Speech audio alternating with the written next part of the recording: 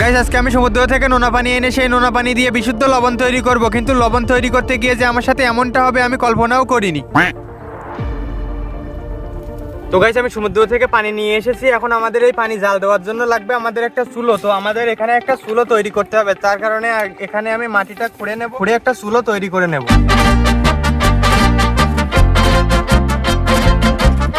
তো গাইস আমাদের এখানে পাখা তৈরি করা হয়ে গেছে, তো এখন আমাদের এই পাখার ভিতরে আগুন জ্বালাতে হবে, তারপরে আমাদের এর উপরে কড়াটা দিতে হবে। তো আমি এখানে আগুন জ্বালানোর জন্য এখানে এই পাতা ব্যবহার করতেছি। এখন এই পাতা দিয়ে এখানে আগুন জ্বালানোর চেষ্টা করবো, দেখি। তো গাইস এই দেখো এখানে আগুনটা ধরে গিয়েছে, এখন আমি এটা পাখার ভিতরে দিয়ে দেবো। এখন আমি এখানে এই কড়াটা দিয়ে দেবো এই পাখার ওপরে।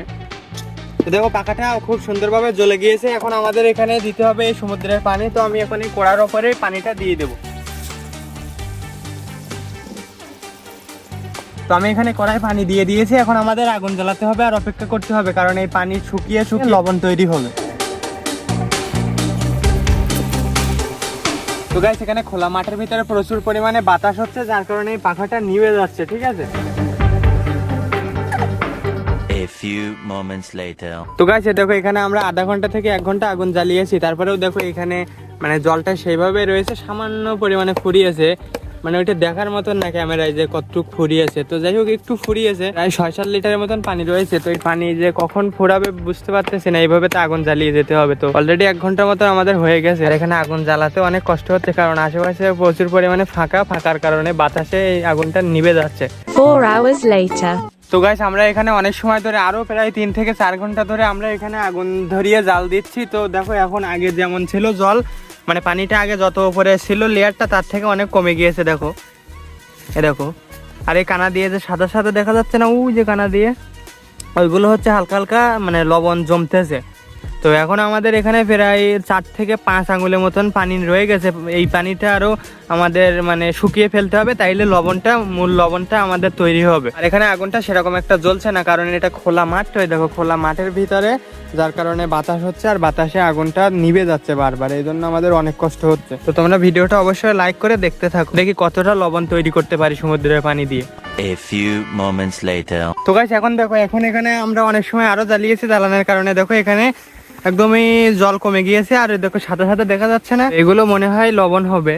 তো দেখি যা জল রয়েছে এখানে সামান্য পরিমাণে জল রয়েছে, মাত্র 2 থেকে 3 আঙুল জল রয়েছে। তো এখন এটা আমরা একদমই ফুরিয়ে ফেলবো, এই জলটা আমরা শুকিয়ে ফেলবো।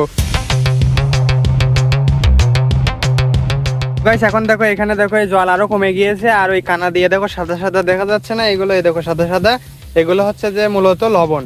তো এখানে আরো একটু জল রয়েছে, দেখি আরো তাপ দিয়ে ওইগুলো কমিয়ে নেবো। গাইস দেখো ফাইনালি আমাদের এখানে লবণ তৈরি হয়ে গিয়েছে। এ দেখো কানা দিয়ে লবণ সাদা সাদা লবণ উঠে গিয়েছে, দেখো। তো গাইস ফাইনালি এখানে 6 থেকে 7 ঘন্টা কষ্ট করার পরে আমাদের এই লবণটা তৈরি করতে পেরেছি। এ দেখো এই যে এগুলো সবই লবণ, এ দেখো।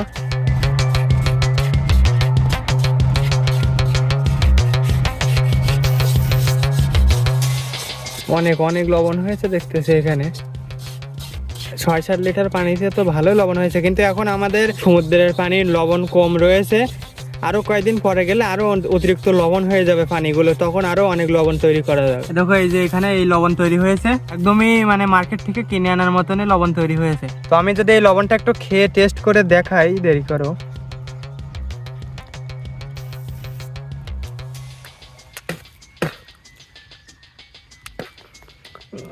একদমই অরিজিনাল লবণের মতনই এখানে লবণ রয়েছে, লবণ কিন্তু একদমই অরিজিনাল লবণই তৈরি হয়েছে। দেখো এখানে অনেক লবণ তৈরি হয়েছে।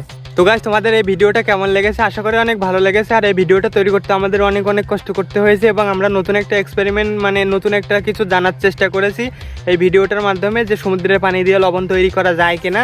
তো তোমরা যদি আগে থেকে জানতে যে সমুদ্রের পানি দিয়ে লবণ তৈরি করা যায়, তাহলে কমেন্টে লিখে জানাও যে তোমরা জানতে কিনা।